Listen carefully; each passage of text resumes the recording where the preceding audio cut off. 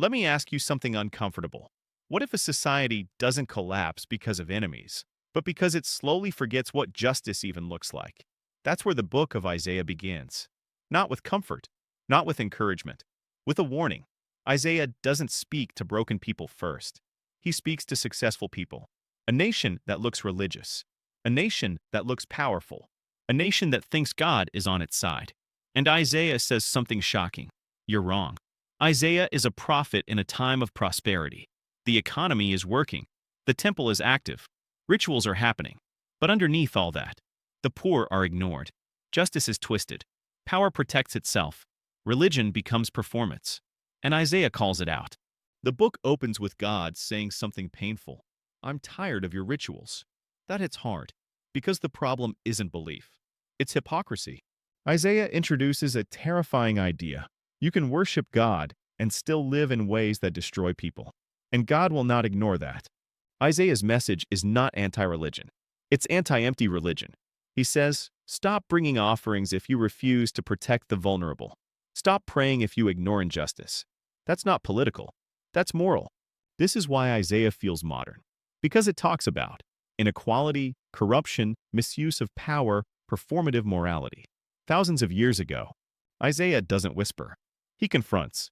He warns that systems built on exploitation eventually collapse. Not because God is angry, but because injustice is unstable. Then Isaiah does something important. He shifts from social critique to spiritual reality. He sees a vision, God high and lifted up, and Isaiah realizes something. The problem isn't just society. It's the human heart, including his own. This moment matters. Isaiah doesn't stand above people.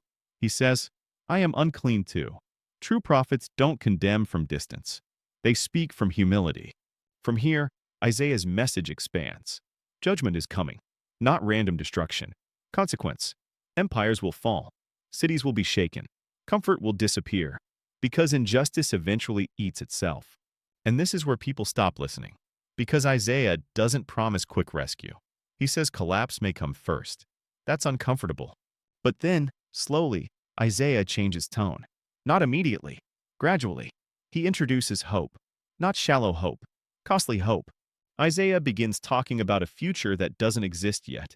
A healed world, restored justice, peace instead of violence. But here's the twist. That future won't come through power. It won't come through kings. It won't come through dominance. Isaiah introduces the idea of a servant, not a conqueror.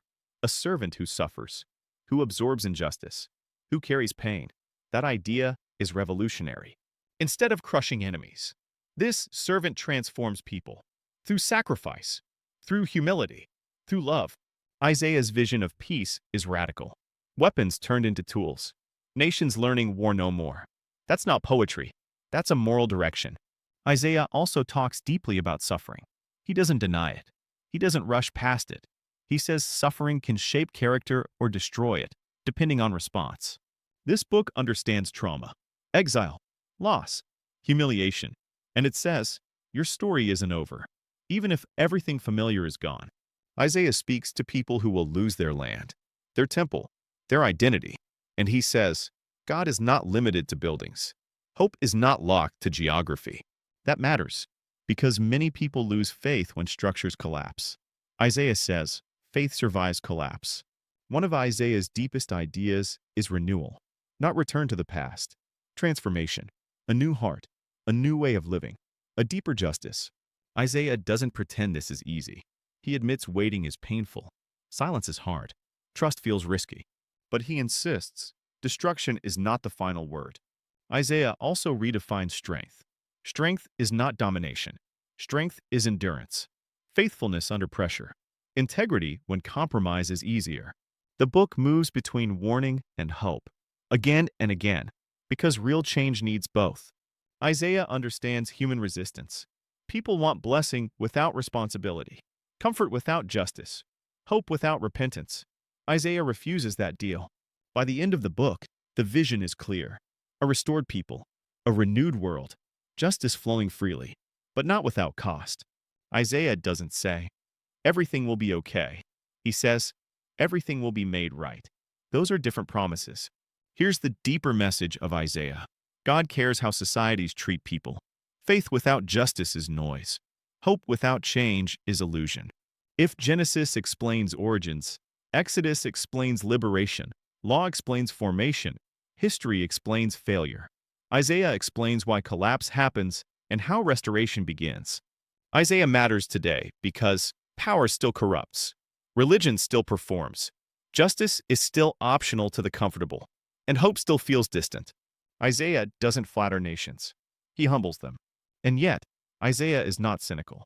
He believes in renewal, not because humans improve naturally, but because transformation is possible. If you've ever felt disillusioned with systems, institutions, or leaders, Isaiah understands you. If you've ever wondered whether justice actually matters, Isaiah answers clearly, it does.